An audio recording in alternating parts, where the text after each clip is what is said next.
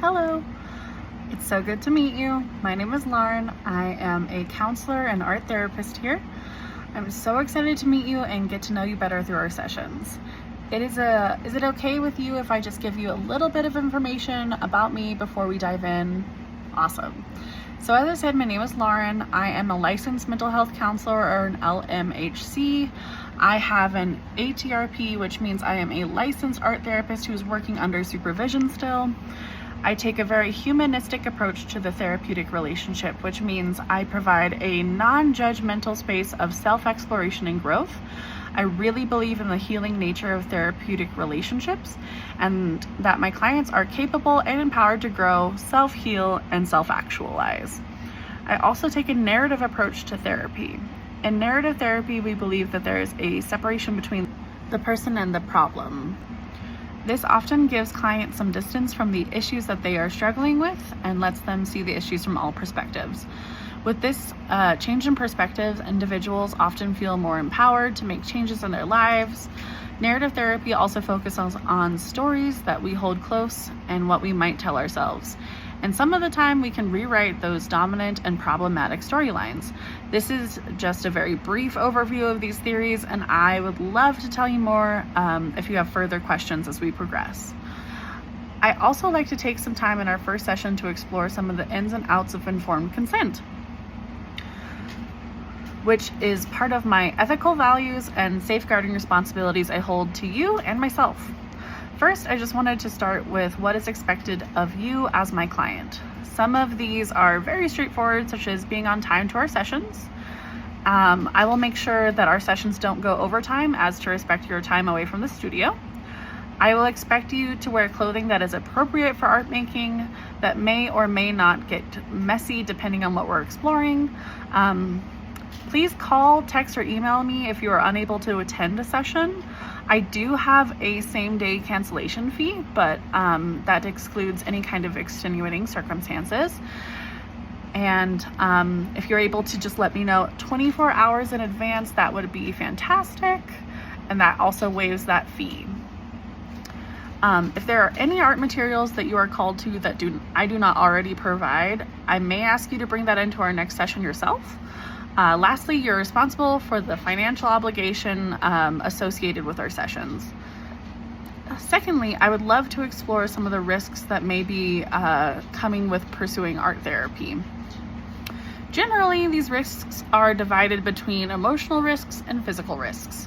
Art therapy is powerful, and at times we are creating imagery or reflecting on stimulating imagery, and it can stir up emotions that we may have ignored or neglected for an extended period of time. Sometimes this leads to people feeling more activated before they feel better. I will do my best to try to forecast these events before they happen so I can give you the best support you need while exploring these feelings. Secondly, physical risks. Some of that includes being allergic to materials, and if you are allergic to anything, please let me know so I can remove it from the space. I will always explain the risks of materials before we begin to use them. And I do once again request that you wear the appropriate attire while working with these materials. Thirdly, I would like to talk about confidentiality. Confidentiality, for the most part, means that what you disclose here and choose to share with me will not be repeated. However, I do know you are utilizing health insurance to pursue therapy. When you use a third party for payment purposes, we are required to divulge some of our clinical work to them. Insurance companies often require that this is a way of gauging if you are still in need of treatment or not.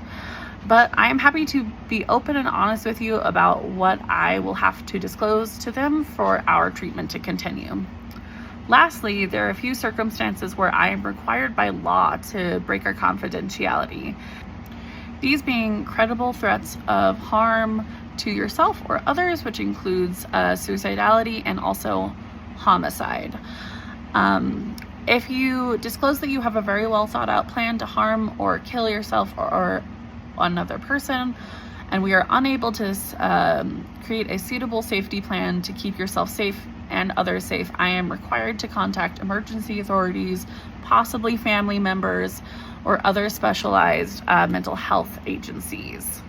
I too am obligated to report any suspected elder or child abuse that may come up in our sessions. This can be pertaining to physical, emotional, or sexual abuse, and they will be reported to the proper authorities. This is just the tip of the iceberg when it comes to confidentiality. I'm more than happy to have a more in-depth conversation with you as we move forward, so you know exactly where we stand in our therapeutic relationship. Lastly, I want to discuss your rights in relation to diagnostic classification. In short, this explores the ins and outs of my diagnosing you with a possible mental health disorder. I utilize the DSM-5, which is the most up-to-date diagnostic and statistics manual of mental health disorders. As I stated previously, your insurance requires me to disclose some of your personal information so they can continue to pay for treatment. This is often what I am diagnosing you with. And when divulged, these diagnoses are often part of your permanent file. And that can be an issue down the line with the cost of insurance, gaining long-term insurance, or even possible future employment. So, for example, future insurance agencies or employers may deny you coverage or a job because of pre-existing conditions. So there are times when the short-term benefits of a diagnosis for treatment does not outweigh the long-term effects that come with it.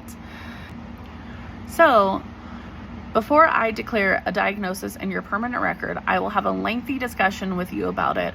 I will describe the diagnosis and what it entails, whether your insurance provider requires it, typical problems associated with the diagnosis, and the benefits of the diagnosis. And lastly, we can discuss the options you have if you do not want the diagnosis or don't want your insurance provider included. Any other questions?